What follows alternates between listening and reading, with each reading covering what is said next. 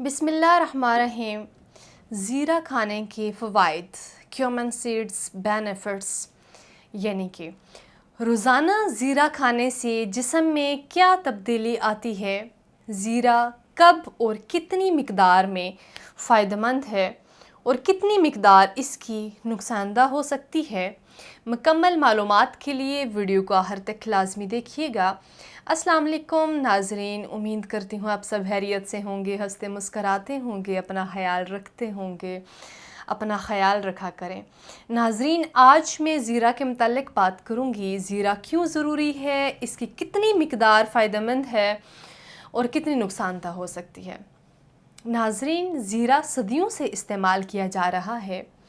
Pregnancy میں اس کا استعمال بڑھ جاتا ہے۔ سب سے پہلے زیرہ کا فائدہ یہ ہے کہ ویٹ لاس میں کام آتا ہے، کیونکہ زیرہ انسولین ریزسٹنس کو کم کرتا ہے۔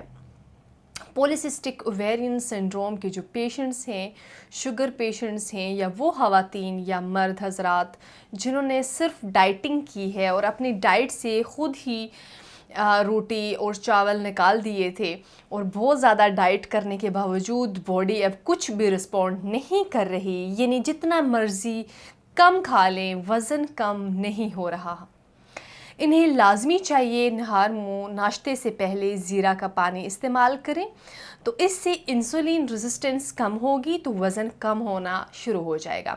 اس کے علاوہ انسولین ریزسٹنس شوگر اور PCOS پیشنٹس کے اندر بھی ہوتی ہے، تو ایسے مریضوں کے لیے بہت فائدہ مند ثابت ہو سکتا ہے۔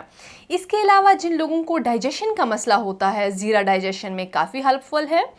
جن لوگوں کو ایڈیوپیتھک IBS یا ڈائریا رہتا ہے یا پھر انہیں کانسٹیپیشن رہتی ہو، تو ایسے تمام لوگوں کے لیے بھی زیرہ بیسٹ ہے۔ پریگننسی میں فیمیل کو اوبویسلی ڈائجیشن کا پرابلم آتا ہے، تو ایسی خواتین کو چاہیے کہ زیرہ کا استعمال کریں۔ زیرے میں آئرن ہوتی ہے، آئرن ویسے بھی خواتین کے لیے بہت ضروری ہے اور یہ بلڈ پریشر کو بھی کنٹرول رکھنے میں ہیلپ فل ہے۔ لیکن اس حوالے سے ایک مت یہ بھی ہے کہ زیرہ کا استعمال بلڈ پریشر کو انکریز بھی کر سکتا ہے، لیکن اگر زیرہ کا باقاعدگی اور نارمل مقدار میں استعمال کیا جائے تو یہ BP ہائی نہیں کرتا بلکہ کنٹرول میں رکھتا ہے۔ اگر اس کے استعمال کی بات کروں تو آپ نے ایک چٹکی زیرہ پانی میں ڈال کر رات کو رکھ دینا ہے اور صبح پانی وہ پی لیں، زیرہ پھینک دیں بشک۔ لیکن اگر آپ ایکسیسو مقدار میں زیرہ کا استعمال کر رہے ہیں، یعنی ایک چمچ یا دودھ میں کھانے کے چمچ بھر بھر کے استعمال کر رہے ہیں، تو اتنی زیادہ مقدار سے آپ کا بلڈ پریشر یقیناً ہائی ہوگا، کیونکہ اتنی مقدار سے وہ اپنے سائیڈ ایفیکٹ ضرور شو کرے گا۔ اگر آپ نے زیرہ کو بلڈ پریشر ریڈیوس کرنے یا انسولین ریزسٹنس کے لیے یوز کرنا ہے تو ایک چٹکی سے زیادہ استعمال نہیں کرنا، اور صبح نہار منہ ایک چٹکی زیرہ استعمال کریں۔ اس کے علاوہ اس میں اینٹی ایجنگ پراپرٹیز بھی ہوتی ہیں۔ جو لوگ جلدی بوڑھا نہیں ہونا چاہتے وہ زیرہ اپنی خوراک میں لازمی شامل کریں۔